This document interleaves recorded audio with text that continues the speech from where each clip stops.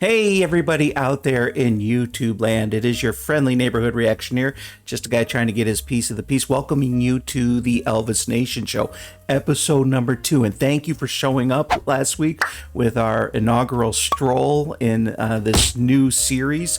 And the reception was so warm, and you couldn't have been kinder. And I'm truly blessed from the bottom of my heart, and praying that we don't develop a sophomore jinx here with that. But you know what? I don't think so, because you know what? We're going to work to make this show better and better as we go along. I want it to be so good that I look back on these early episodes that we're doing right now, and I'm going to find them cringeworthy. That's how good I want it all to become. And we're going to start off with a little reaction clip. And this is taken from our live stream presentation of Elvis Presley, A Celebration of Life, from last Sunday. And it was blocked. I wanted to put the whole video up, but it was blocked. So we're going to have to wait until YouTube releases the block.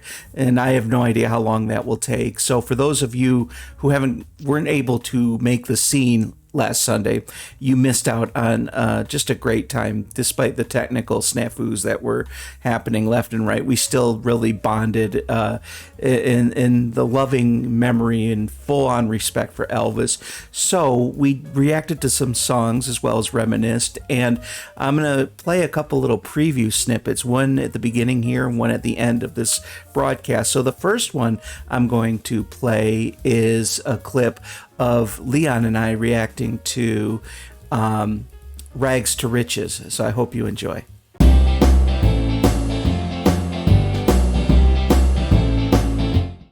And I couldn't be more thankful for the audience I have. I love these guys so much. All right, here we go, everybody. While I'm at the piano, I'd like to do another song. And, you know, if you don't mind, I'll be back. No, we don't mind. Now, this next one is a song that I recorded a few years ago. And anyway, I'm going to don't tell me to play it. I will when I get Blue back. Hawaii. Like he's gonna just do Blue Hawaii because someone screams it. Hear me. I know I'd go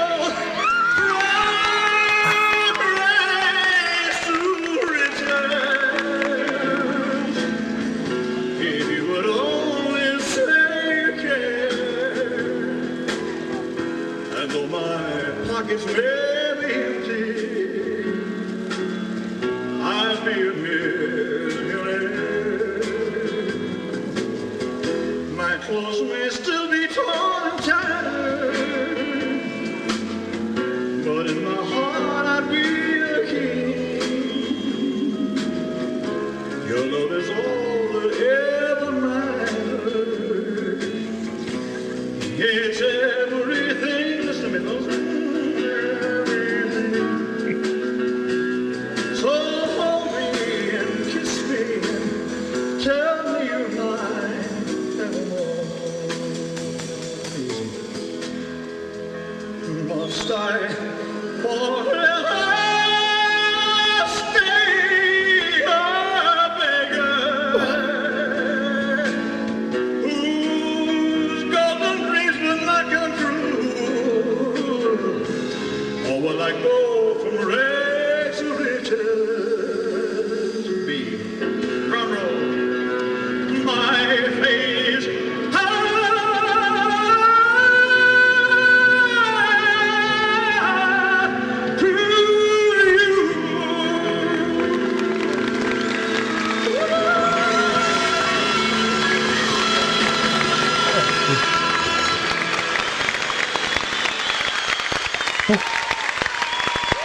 Thank you.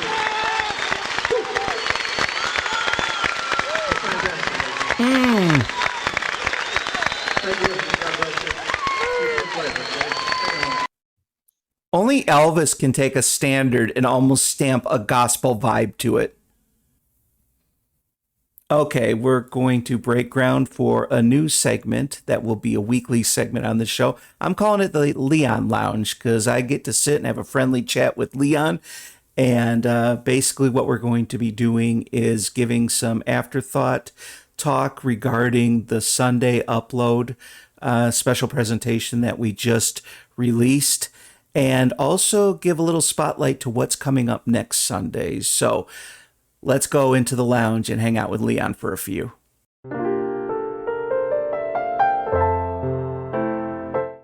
Hey everybody, we have a new segment that will be appearing each week celebrating the special presentations, the collaborations between myself and Leon Smith, and I thought we'd bring in Leon to kind of give us an up-to-date on what's happening. How are you today, Leon? Very well, Brent, yourself? You know what, it's bittersweet, it's today, we're looking toward, tomorrow with the anniversary of Elvis's passing. So it's a celebration of life, and it's also a bit of sadness, of course, kind of edging everything. But I'll tell you what, one thing that did lift my spirits was the last one that we just did that's live up there right now, and that is the Trying to Get to You. That was just a powder keg of an Elvis presentation, especially when you listen to those. Now, how did you put that all together? Did you have like other live cuts beside that, or did you just take any that were available? Or well, first and foremost, like any live comparison, I always tried to get the first and the last one in, and then I tried to get at least one from each year the song was performed. So if Elvis had performed it in every year from 69 to 77, there'll be a minimum of 8. Trying to Get to You was a bit different. He did one version in 70, one version in 71, and then none until 74, which why the gap. So the one from the CBS special at the end, from the 21st of June 77, was the final live version. And then I narrow it down to think, right, what can I use? So you saw that we had the one in Pittsburgh on the New Year's Eve show. And the reason I chose that was because two reasons. One, 76 wasn't the greatest year for Elvis on stage. He really was out of sorts for most of that year. But also, that was a great show and there was video footage. So I take all these things into consideration, and then that's how I put it together. So I always try to the first and the last, and then everything else comes in between. But with Trying to Get to You and other songs, there's always a chance further down the line to have a Trying to Get to You revisited where it can use other versions. So that's the process. That's the process. No, and I'm telling you what, don't get me wrong, I like all the formats we do of the different series, but there's something about that live comparison because you have that live energy happening.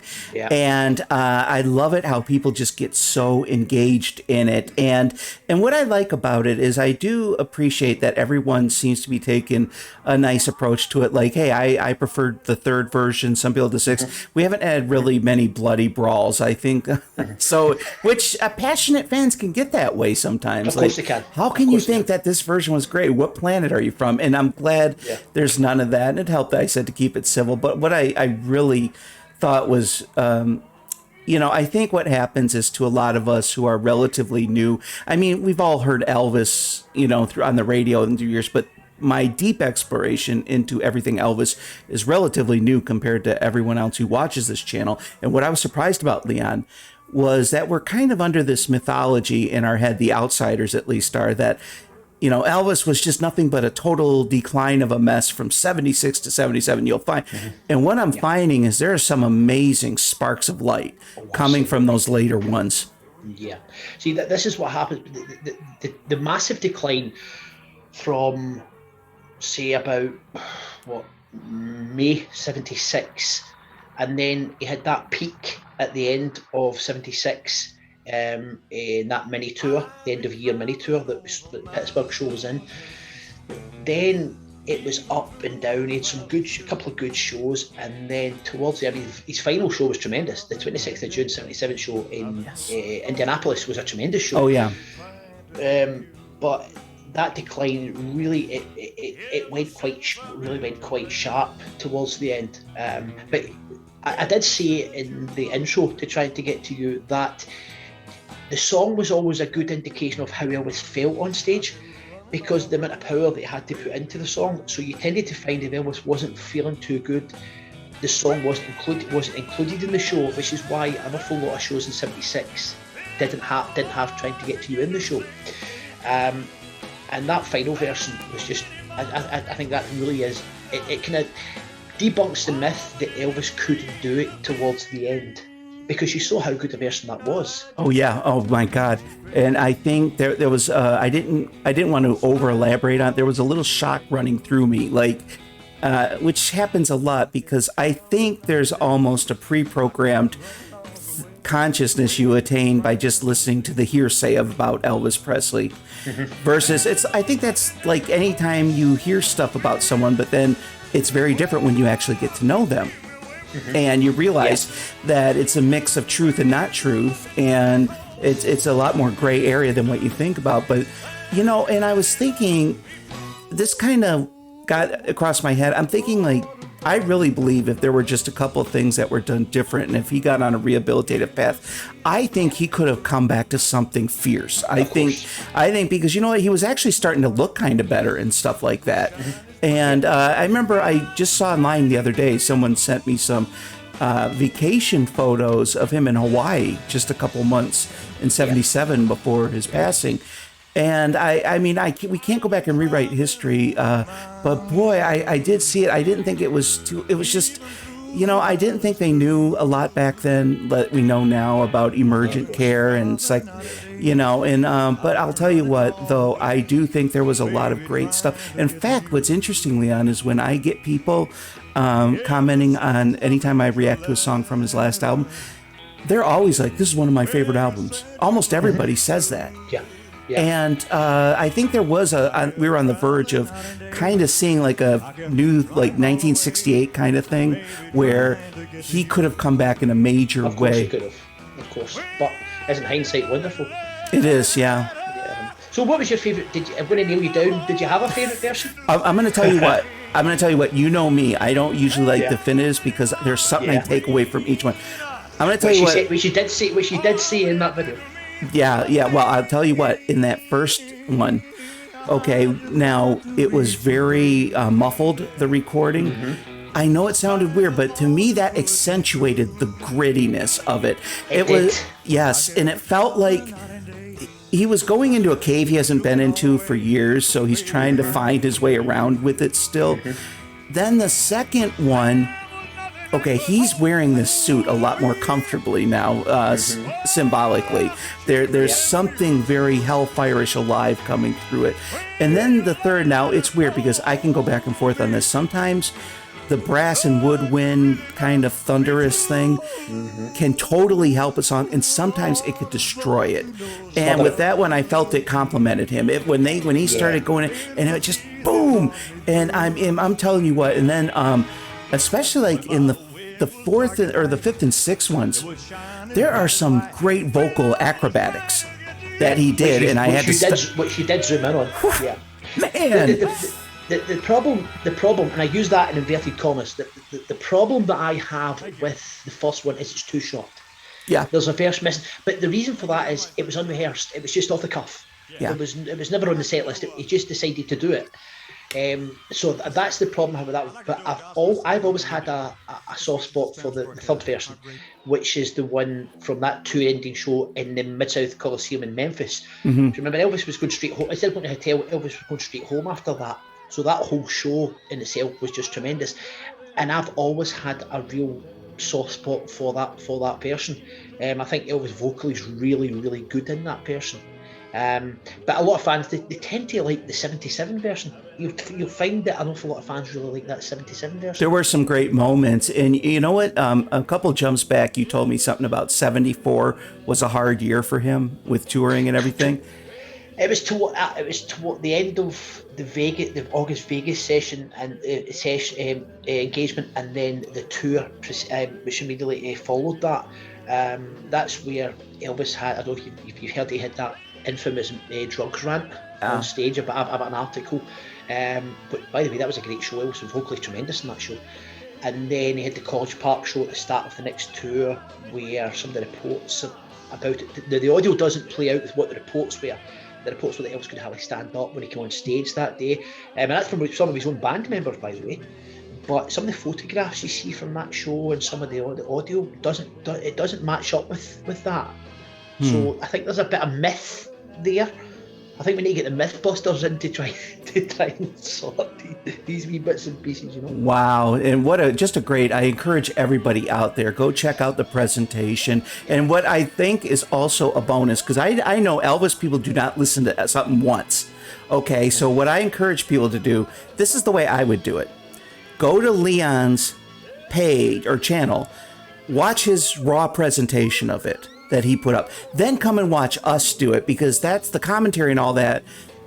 To me, sounds so cool on this. Now, I'm the only one who can't benefit from that because I have to wait till I react to it till I do that. But I would almost tell anyone, go listen to the original version on Leon's page first, then circle back. And then I think it would really add something to hear us spilling in after that, kind of add a little more framing and perspective to it. So what can we expect for next Sunday?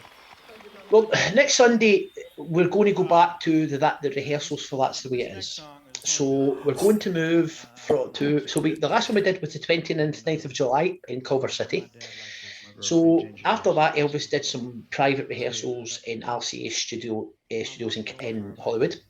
And then they moved on to the international hotel itself. So on the 4th of August, Elvis did a rehearsal in the convention centre in there. Now, you've already reacted to one song in that, The Bridge Over Troubled Water. Do you remember when you did? Did this kind of black and white. Now, what annoyed me about that one, and I did message you about this, was that you didn't react to the entire performance. Because when Elvis stopped and started to talk, I think you stopped the video. Now, in fairness, it was a live reaction, so you really couldn't do they went on for the 7.5 minutes, the performance of Bridge. But because it was Bridge Over Troubled Water, I thought, he's missed so much out of this.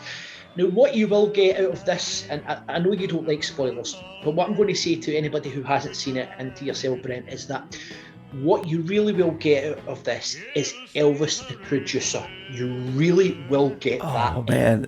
You'll get that flavour big time. And for those out there, I'm hearing this. This is not me going, like I knew this ahead of time. I'm going, wow. No, I really had no idea. And that's what I love about it, because that's a reaction in of itself. So thank you very much for joining me, Leon.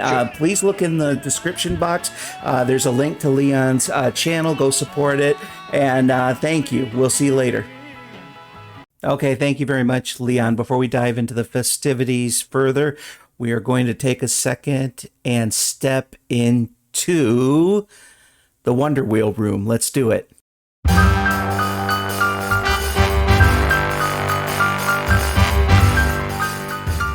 And welcome to the Elvis Nation Show Wonder Wheel. This is how it works. If you have left a comment on the previous episode, your name is automatically placed on the Wonder Wheel for the next episode.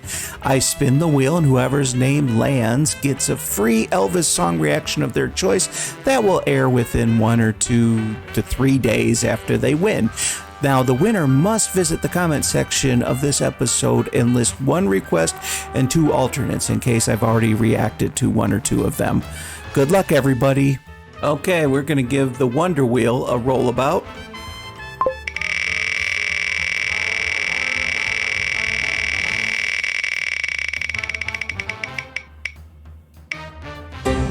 Matthew Crown. All right, Matthew, you win a reaction. Please get back to me on the message board or the comment section of this video, and within a couple or 3 days I will post the reaction to your selection. Remember, list 2 alternates in case I reacted to one of them. And I thank everybody for playing. And just to let you guys know that I am never going to let anybody win twice till someone else has won once. So, I'm not going to make it to where if someone happens to win every other weekend, I'm not going to play it that way. So, trying to be fair and square. But congratulations, Matthew, and thank you for playing. Okay, well, I'll tell you what, when I conceived this show, one of the main components I wanted to have featured as often as possible is a segment where I would sit down with Elvis fans and kind of burrow through their consciousness and find out through some great dialogue between me and the fan of their Elvis journey, what songs they love the best, what songs move them the most, just their complete picture of how they found their way into the Elvis Presley consciousness. And henceforth, this segment will be known as the Fan Files. Dun, dun, dun. Okay, I know I have a kitschy kind of mind, okay? So just Just bear with the cheesiness, okay, for those of you who are lactose intolerant.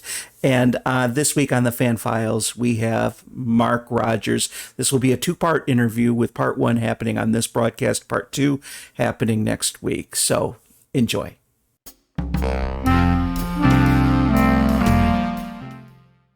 Hey, everybody out there in the Elvis Nation. This is one of my favorite segments I get to do for the new show where I sit and talk with Elvis fans because you guys have heard my journey. You've seen my journey. I want to hear your journey now. With us, we have Mark Rogers, the voice of college football. And just to give a little reference here, I caught Mark commenting on a couple of my early Elvis vids over a year ago. And I went to the channel, and I'm a college football fan, and I just really fell in love with his channel. It's just intelligent analysis. It's fun. It's one of the most comprehensive college football things happening. And Mark's an Elvis fan. Mark, how are you doing today, sir? I am doing great, Brent. This is going to be a fun time because I look forward to all of our conversations. But this is one of my favorite subjects. And if it was really gun to the head, maybe my favorite subject, period. Oh my gosh. And I have to do this as an icebreaker. What was the last Elvis song you listened to before chiming in here? This would have been just hours ago before I went to bed. I was surfing all over the place. What did I listen to? It would have been off the Girls, Girls, Girls soundtrack, which I don't think is much acclaimed out there. But the reason I say that is because I was watching a review off that soundtrack. So it was one of those selections from 1962. Wow. Do you ever think about that when you think 1962 and that, you and I are kind of in that age group where we're kind of too old to be young, but too young to be old. And yet here we're talking about Elvis. And all these years later, that he has this kind of lasting touch. Isn't that just, do you ever just stop and think about that? That all these decades later, we're still illuminated by this? I'm so engrossed in that time period, mostly because of Elvis, but a few other things like classic TV shows that I enjoy. And I think since my parents had me a little bit later in life, that I don't realize all the time how long ago that was. And sometimes I will do the math and say, man, I'm watching this Elvis movie from 1960. And then I'll be like, that was 61 years ago. And in 1960, looking back 61 years, it would have been 1899. That's how long it, to do the math and think about, that would have been their perspective on something that long ago and think, wow, that is a completely just different time frame. Yeah. It's just crazy. Now, do you remember your first, I call it an Elvis moment? It's, some people might have heard some of the songs, but there's a moment where it's almost like a gestalt thing. It just happens. You're just forever changed by it. Do you recall that moment? Well, everybody's going to be able to guess my age and do the math here. So I was 9 when Elvis passed away. I was already an Elvis fan. So what is funny about my football fandom and also my Elvis fandom is you generally have that story from people where they say, my grandfather, my mom, whomever influenced them. I had absolutely zero influence on both fronts. Nobody was a football fan in my family. Nobody was an Elvis fan. Nobody talked about Elvis, nothing about Elvis. And I became an Elvis fan maybe a year before he passed away. So I was 8 years old. And I wish, Brent, we could go back in time, and I would love to see what movie clip or what commercial or whatever it was. I'm thinking it was over television and not over the radio because I don't exactly know what it was, but I would love to have seen my reaction because I just instantly thought this guy was just the greatest. And the one thing I do remember, and this may have been it, is there was a VHF channel, and some people will be able to relate to that. It was like a high number channel, 43. That we would watch out of Cleveland for all the cartoons. That's the kind of kid stuff that they showed in the morning. And they would show this Elvis record deal. So this is the first Elvis album I ever purchased.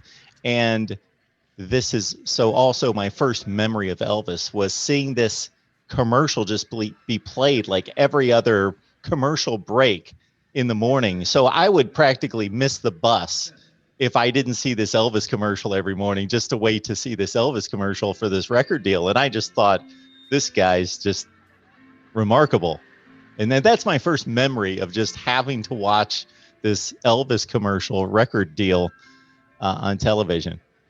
Well, it's funny that you mentioned commercials. I don't know if you've ever seen these, but I was born in '72. So when I was a kid, it seemed like they would always have these record commercials with these obscure artists, but they would always preface the commercial with, he sold more albums than Elvis and the Beatles combined. And I'm like, okay, I'm sure Roger Whittaker is great, but I don't think he outsold Elvis. I don't know if those were false claims or not, because I've heard that about numerous artists, but record commercials in and of itself are a thing of the past. I don't even think they advertise music collections anymore. And my first Elvis, my dad played one of the records for me as a kid. I was 5.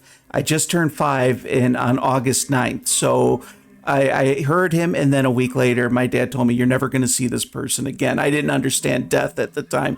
I just remembered feeling a sadness, a kind of, I don't know, it was almost like supernatural, because I didn't understand death, but I felt like something burrow through me. And I think you don't get that many presences that come in life that kind of leave a stamp, an indelible mark like that, like Elvis did.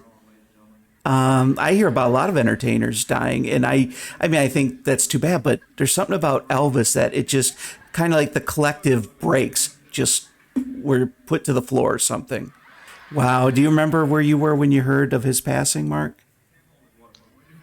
I was with my brother. We were in a Dairy Queen, and I don't know if you remember the old Dairy Queens. I don't know if they do this now, where they have the little microphone, Yes, the cashier, the attendant has and so then they announce your little ticket number. So they basically just played the radio news reports over that microphone for everyone to listen to in the Dairy Queen.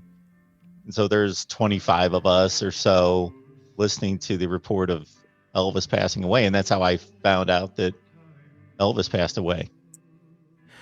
Wow. It's almost like for those of us, we probably came after Kennedy. That's kind of close to a Kennedy moment, in our generation. Where were you when you heard about that? And I'm telling you what, I think I remember when I was a kid, Mark, they had a phone number that you can call, and for 25 cents a call or something, you could hear Elvis, who's alive and well in Kalamazoo, Michigan. And at a time, we were more naive as a population, but I look back and I think whoever put up that hoax, I just thought that was the most disrespectful thing you could do to Elvis. That's just me. I just didn't think that's cool at all. And absolutely. Yeah, my sister was in a singing group, a church singing group. This is kind of ironic in a sense, that they there wasn't the social media and all those things. Of course, we had TV and radio. Of course, we're not that old. But their bus pulled into Las Vegas probably the day after Elvis died, I would guess. And they hadn't been, exposed to much news for a few days traveling and they got off the bus, and they looked around town. They just could tell everything was kind of shut down, and they were like, what is going on? So they found they restaurants shut down, casinos, and they were wondering what is going on. And people told them, well, Elvis died. So the city's just kind of on just limited hours, or whatever the guidelines were, or whatever the individual businesses chose to do. Obviously, there were no guidelines, but they just found that kind of eerie, kind of odd. Yeah. Well, and I think, too, I was thinking the other day, one thing that was interesting about Elvis, because for a lot of our UK and European audiences, even Asian audiences, what have you, outside of the US, there's kind of a real cultural divide right now in America. And what I thought was so interesting about Elvis is he kind of had that rock and roll badassery kind of inflammatory greatness going on, but yet he was real patriotic and genuine and kind. And you don't usually associate rock and roll with that, but he pulled that off if you think about it. He really did. And I guess that was just his personality, because it was all authentic. Sure, you can watch the movies and say, yeah, he was playing this rebel in Jailhouse Rock or King Creole, but he had that in him. That's what you do a much better job of bringing some analogy to these various events and characteristics. But when he was the Big Bang at the beginning of rock and roll, that's what it was that rebel style and attitude, of course, but at the same time in a non-threatening, or should have been a non-threatening way. I know that it was to some portions of the population, but because he was so good-natured and having fun with it all, that he meant no harm. It was just that style that of all those influences plus his own personal flavor that poured out of him.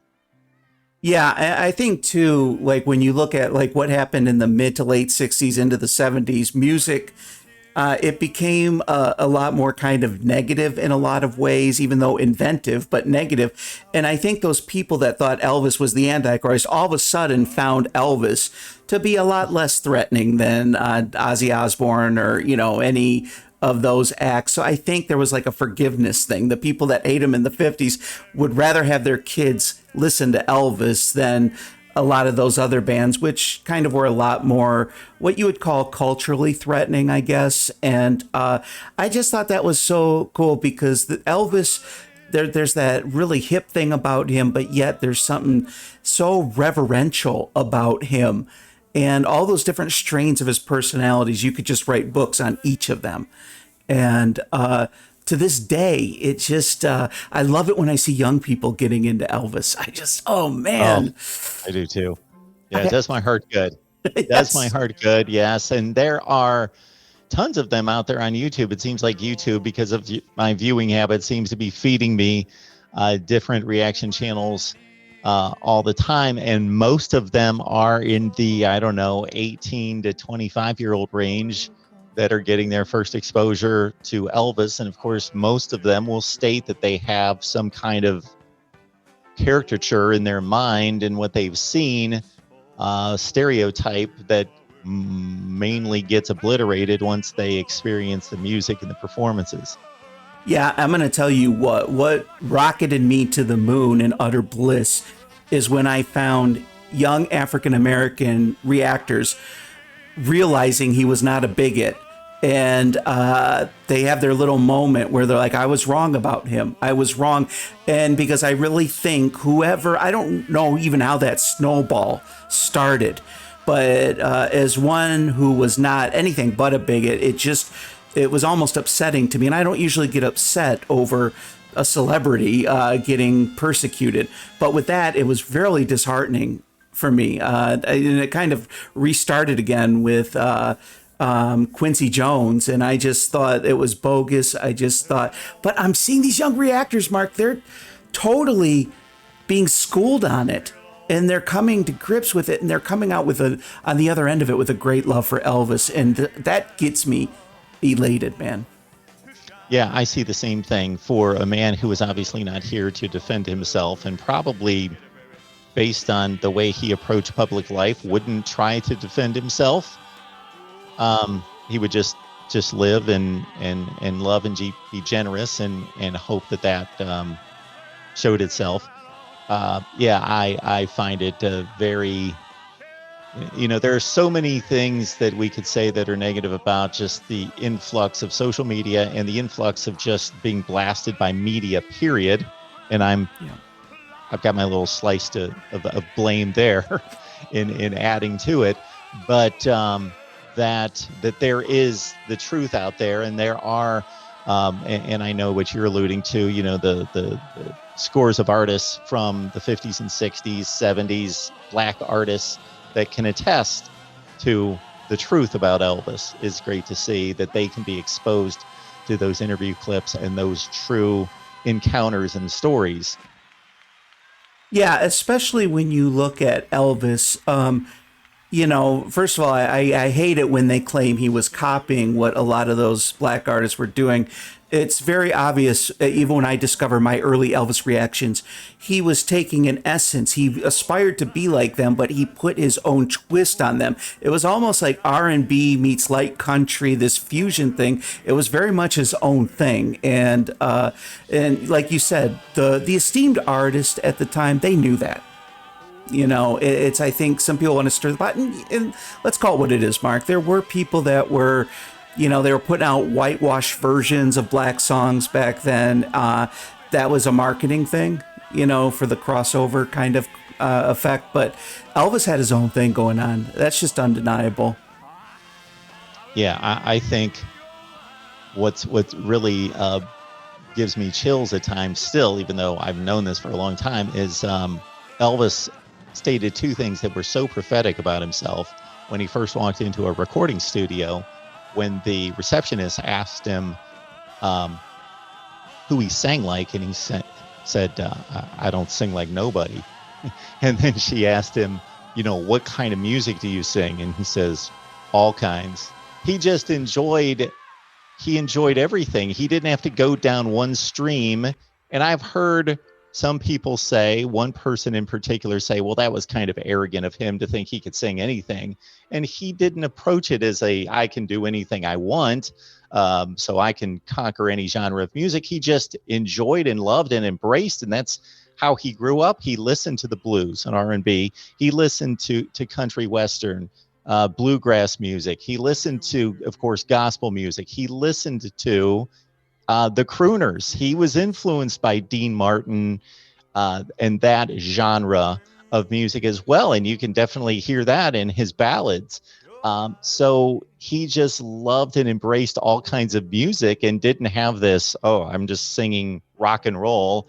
He would have been bored with that. He was very moved by all those other genres of music. So what is strange, and I don't want to go on any kind of social commentary here, is that much of his influence was those other genres as well. And I don't hear anyone complaining that he ripped off Dean Martin, or that he, of course, Dean Martin was probably not the writer and composer of those music. So I understand that. But the country western path, that he ripped off the writers of, Blue Moon of Kentucky and all those country western songs that he made sound, to your point, completely different than the original take, because it was his infusion of himself and the R&B and the gospel and everything to make a really almost bluegrass, very to the core country western song sound like something different. I don't know what to call it.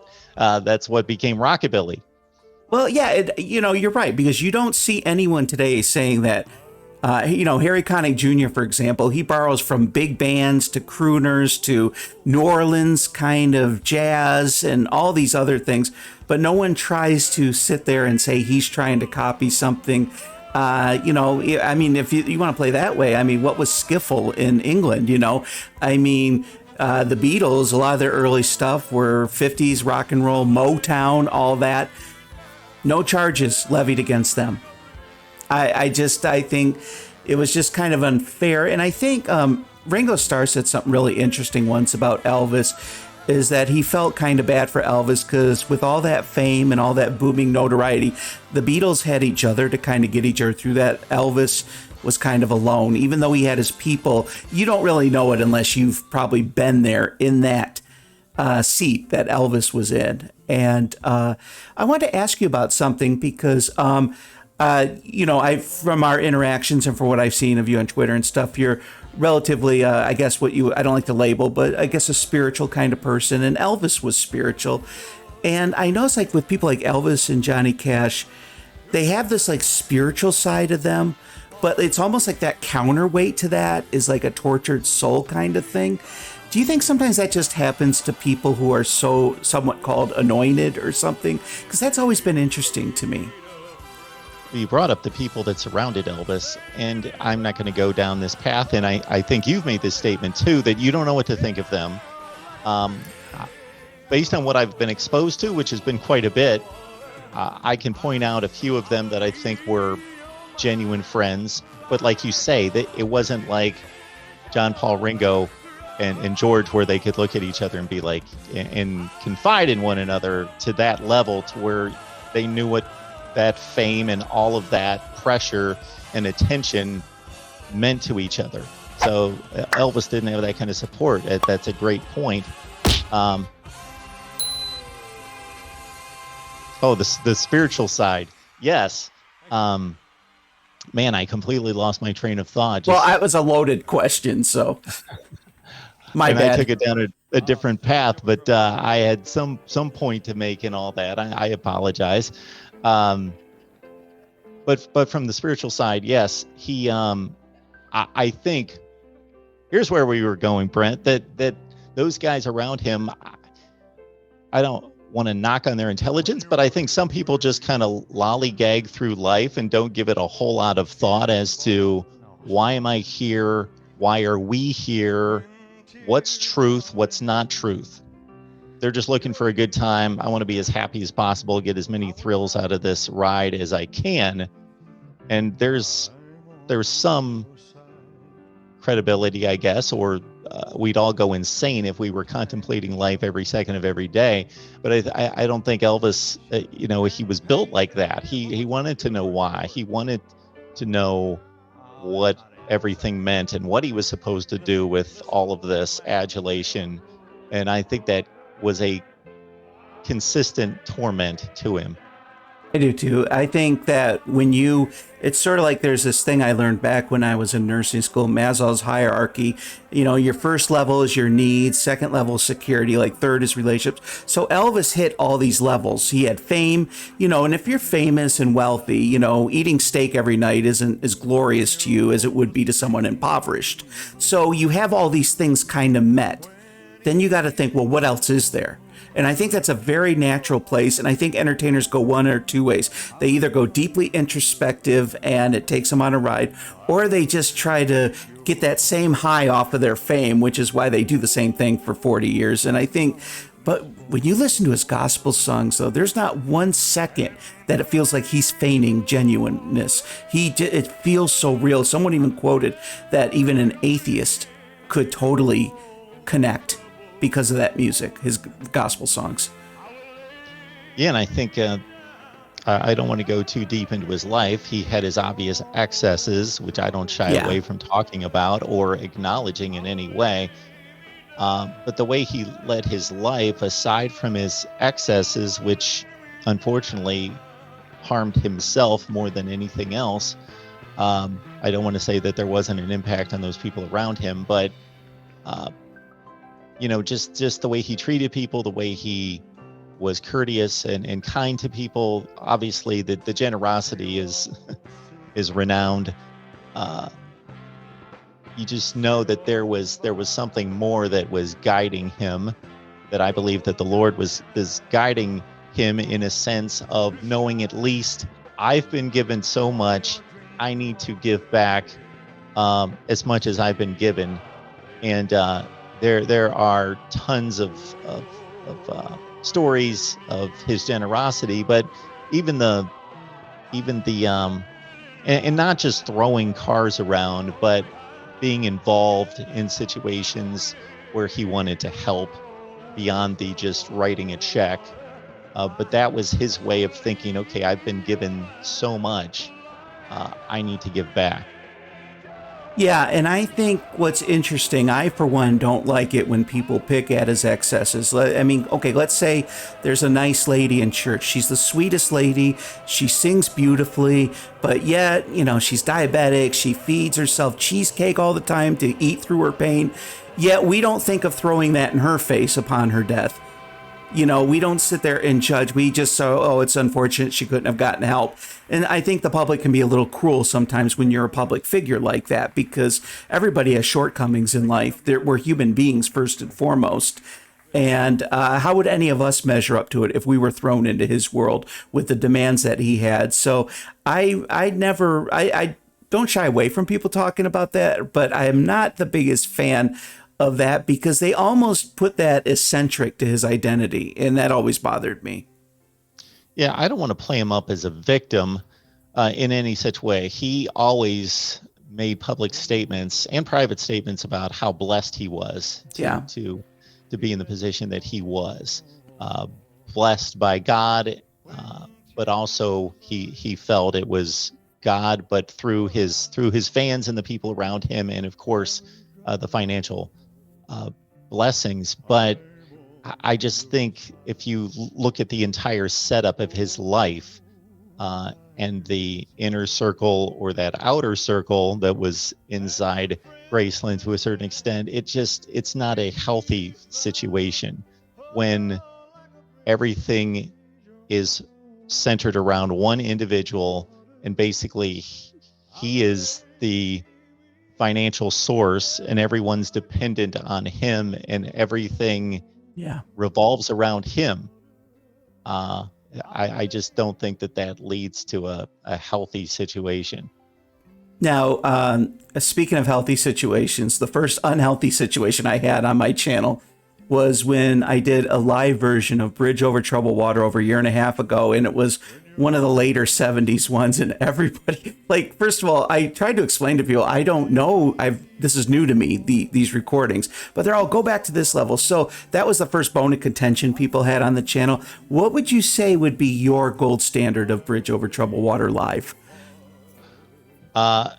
So my son, he is a huge Elvis fan. He would tell you, though, that he's not necessarily an Elvis fan because he doesn't like to put himself in a category of being subjected or, to anyone else. So he wouldn't necessarily, but he listens to Elvis all the time. It's arguably his favorite artist and his favorite vocalist for sure.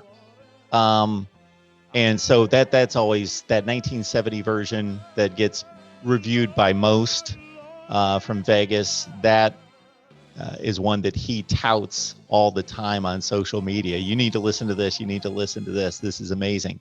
And I agree. I think that is the gold standard. And I don't, oh man, we could go down a path in regards to just analyzing Elvis's voice through the years and his approach to singing and the songs he selected.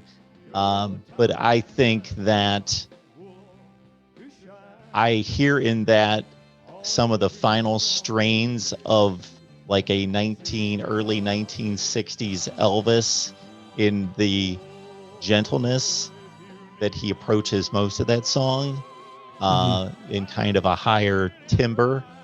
I hear the last strains of where I believe Elvis's vocal peak was after he got out of the Army up until maybe 64, 65. I hear that. And then coupled with the great crescendo and the more operatic, soulful delivery near the end of the song. Yeah, and I mean, I've listened to it so many times since, and you have that moment where, have you ever found yourself within an Elvis song, and for no matter what's going on with your life or with the world, you're like, it doesn't get better than this at this moment. It is just, it's almost like otherworldly. You get caught into this like whirlwind musically, and it's just beautiful. And that's one of those songs, I think. Now, let me ask you this. With your son, was it an automatic thing when you were raising him that he got into Elvis, or was this kind of an appreciation built over time with him? Yeah, so I didn't force my kids in listening to Elvis. So my son's 24 and he listens to Elvis practically every day. Oh, wow. He will he'll comment to me once in a while that he was going here or there, coming home, and he circled the block 10 times because he just wanted to keep listening. So that's my son. And my daughter's 22.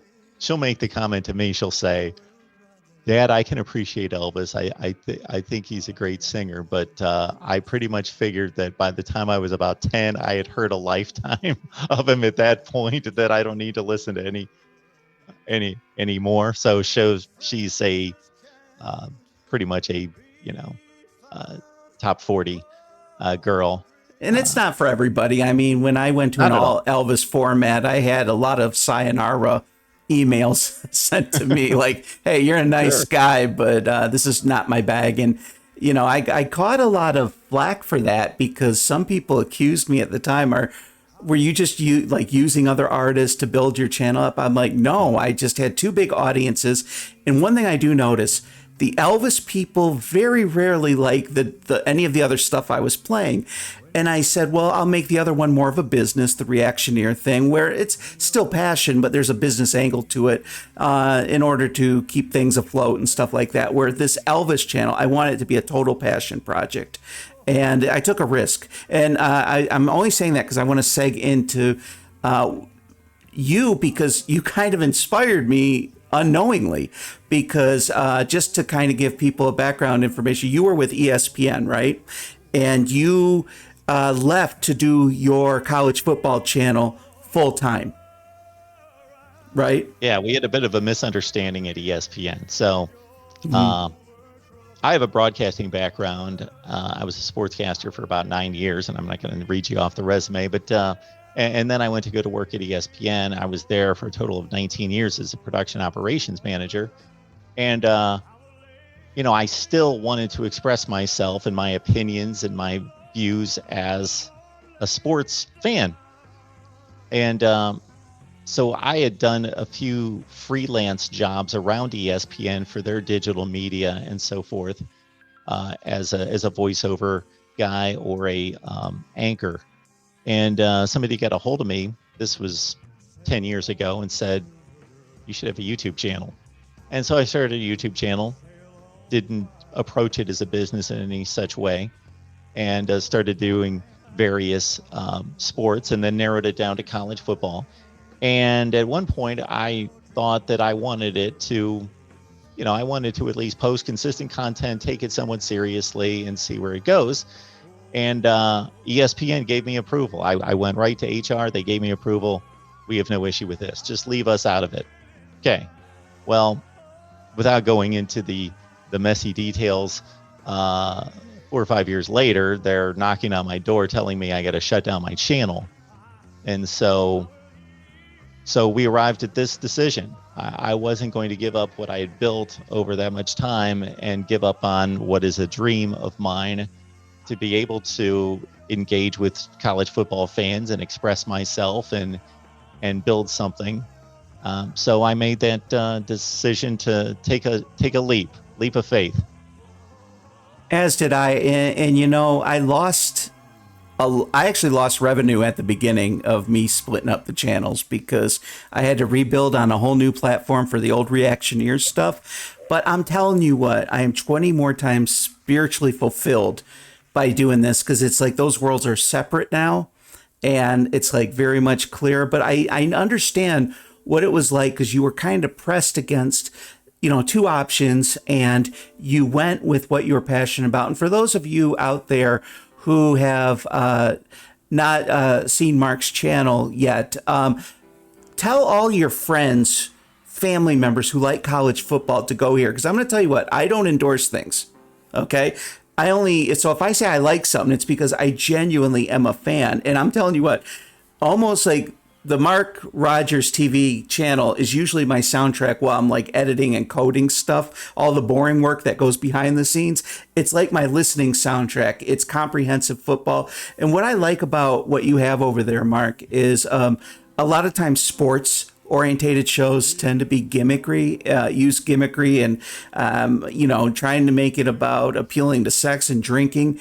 And yet your shows are very intelligent, focused, fun, and yet almost pretty much anybody of any age can watch this stuff. That's what I think is really cool about it. Did you consciously make it like that in the beginning, or did that just format kind of catch on as you went along? I think, for better or worse, it's a reflection of me, and maybe I'm a bit held back by my values my perspective, my approach to things, which is pretty traditional. I come from a traditional broadcasting background, and that's how I was educated, and that's what I grew up in. So maybe I'm not smart enough to have been exposed to enough out there on the sports scene. When I get on YouTube, I'm typically looking at other things and kind of detaching from the college football typically. But I would probably and know that I am a bit I won't say shocked, that would be too strong, but awakened to the approach that's out there, that's a bit more rough, a bit more harsh, a bit more gimmickry than I would approach it. I want people to come in, and I did make a decision that I wanted to approach it in such a way that I didn't want to put myself in some lofty position that I know everything and everybody listen to me, nor did I want to put myself in a position where I'm just a dude and I don't really know anything and we're just having fun, where I wanted people to understand that I had a legitimate background, that I did have knowledge, but I wanted to be accessible and engage and learn from you. You learn from me. We both have perspectives, and be in a very relatable place, but also have a level of respect for what I've done in the past and for what I hopefully bring to the table. So that was the basic approach. Yeah, I think what attracted me to the channel is it's a thinking man's channel, but yet thinking without the arrogance, if that makes sense. It inspires people to think analysis for football. It's really engaging on a cerebral level, but yet it doesn't have that. It's not preposterous or anything like that. It's very relatable, very human. And I think sometimes sports shows appear to more of the sports fans that are into the drinking aspect of it all, yelling F you from the rooftops. Yours is like a civilized thing, but yet fun at the same time. And I like that because I could do without a lot. I'm almost 50. I've been there, done that. I don't, I like straight. It's almost like a lot of people serve up dessert and you're serving up protein, and but yet it's good protein. It's fun protein, and I just and you've expanded. Like you have all these different sub channels now. Is that what they're called? Are they like subsidiaries or? Yeah, they're team channels. So Michigan's included, Ohio State. I would run down the list, but it would take too long. About 22 team channels. So most likely, if you're a fan of a major brand there in college football, we've got a team channel for you. And for many of those channels, we'll have a post-game show available for everyone after each game. So, for example, Michigan's going to have a post-game show after each game on the Michigan channel. Brent, I do want to say something, even though I'm most likely preaching to the choir, unfortunately, but if there's just a person or two that comes across this portion of the conversation that hasn't locked in on what you do, the reason you're so engaging and a go-to for me, one of my main go-tos in this genre, which is for me the genre on YouTube that is my entertainment, is that many of the qualities that you just stated. Just there's a humility there. There's a good-natured spirit and vibe to the channel and to each video, and you really have a way with words. I've told you this before. Yeah. That for you to be able to experience a performance and then just be able to point out things and give it a analogy, give it a description that is difficult for most to do. And when I say most, I mean almost everyone. I think we've both surveyed the reaction channels that are out there, and no disrespect, but typically it's the I just watched Bridge Over Troubled Water. Wow, that was amazing. See you next time. And you give it a real depth. Well, I wanted to make this more of a journey, and I don't actually. I watch Elvis last, and that's only a few of. There are a few good ones, really good ones out there where they put something into it, but What's funny is years ago, I really came from kind of a blue collar background. I couldn't put two sentences together out of high school. And but I wanted to be a writer. So in my 20s, I kind of dated a thesaurus for years. And but then it kind of became just my normal go-to default language too. But I've always kind of wanted to be a poet too. So I kind of come up with a lot of things that are not, like I said, analogies. And sometimes it was funny. I was laughing because some people go against Leon and say, I can't understand Leon, what he's saying with his thick Scottish accent when you guys do your presentations. I'm like, are you kidding me? The way I come up with metaphors and idioms and stuff like that, there's probably half of the people in Europe that don't understand what I'm saying. They don't, it doesn't translate. This is an inferno fireball of Elvis greatness or something. That's slang, a lot of it. But I'll tell you what, Mark, I wanted to come in this as a novice because I am relatively a novice in the Elvis world. I'm a little better off than I was a year ago, starting to get to know a lot more of the history, and I'm finding my footing better. But I think to react to something, Mark, you have to first and foremost make sure that you don't become bigger than the person you're reacting to. That's the number one thing. And I see sometimes people break that, I'm not sitting there trying to make you watch me totally all the time. I'm one of the few people that makes myself smaller and makes the artist bigger. Not bragging. I'm just saying, to me, I'm old school. It feels like disrespect to have me tower over Elvis Aaron Presley. It just does visually. It doesn't even make, when you look at space, it doesn't even visually make sense that, I'm God up here looking down on little Elvis performing for me. And I think you got to be respectful. You just have to, because I think I'm like you in a lot of ways. I've lived, I never was into drugs or anything like that or bad behavior, but I'm finding now, turning 50, that there were a lot of things that our parents and grandparents taught us that they were not the idiots that we think they are when we're 18 or 20, and I see a lot of that lost on today's culture. And I think that's another thing that gravitates me to your show, because if I were to have a grandson or a son that was 12 or 14, I would not have to screen it. I would know automatically, you're into sports, this is a good place to go to. Mark Rogers is not going to throw Budweiser girls, juggling themselves in front of the camera for your, titillation and commercial, prospects and stuff like that. And so that's cool because you're pulling it off and you're being clean. And I think that's a thing that I think Elvis is. Do you think that maybe some of the young people into Elvis, there's also a thing that they're kind of sick of a lot of the electronic sounds out there, and there's kind of a return cycle to raw talent again?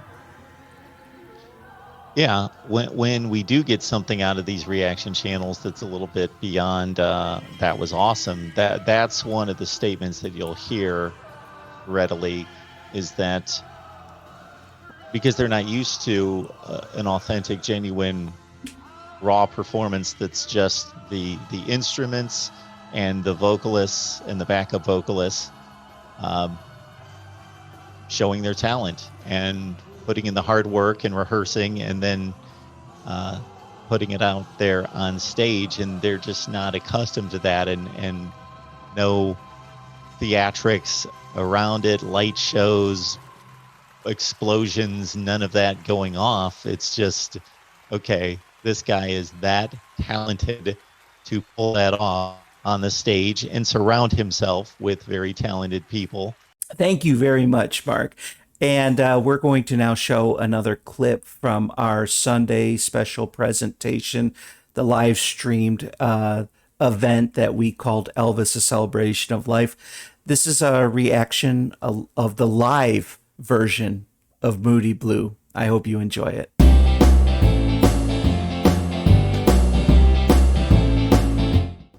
All right, ladies and gentlemen, we're going to now go back to February 21st, Okay, here's me trying to act like I'm some cool DJ. Here we are, 1977, boarding the Rock and Roll Express, baby.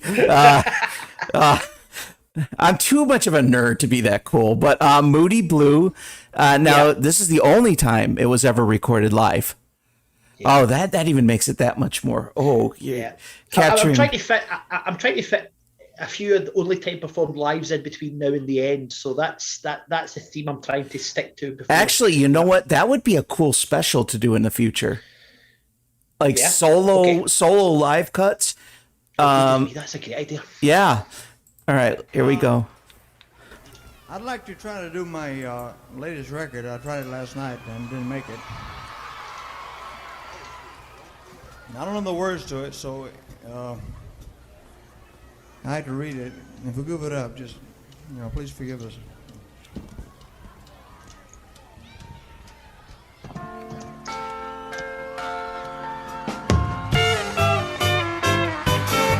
Well, it's hard to be a gambler betting on the numbers.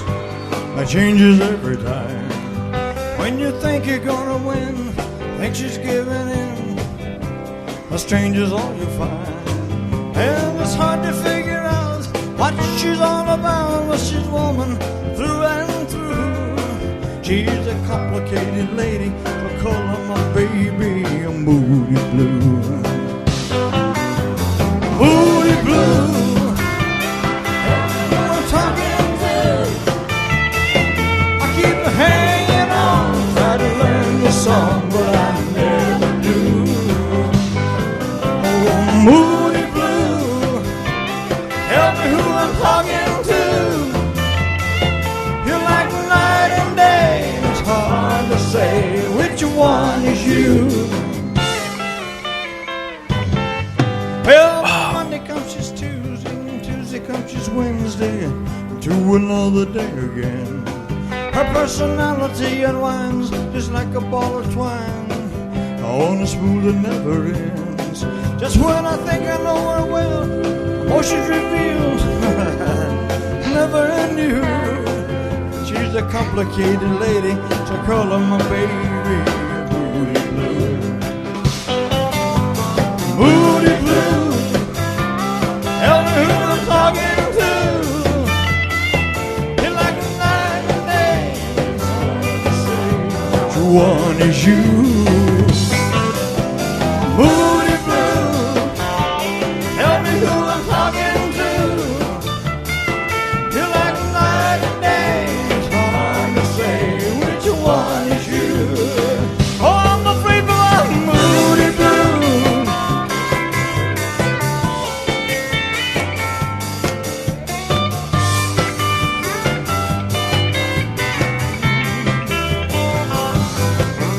Oh, Moody Blue, tell me am I getting through?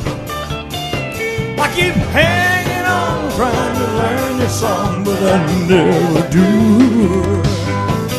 Oh, Moody Blue, tell me who I'm talking to. You're like night and day, it's hard to say which one is you. Moody Blue, oh, Moody Blue, you're like night and day, it's hard to say which one is you. Yeah, Moody Blue, tell me am I getting through? You're like night and day, it's hard to say which one is you.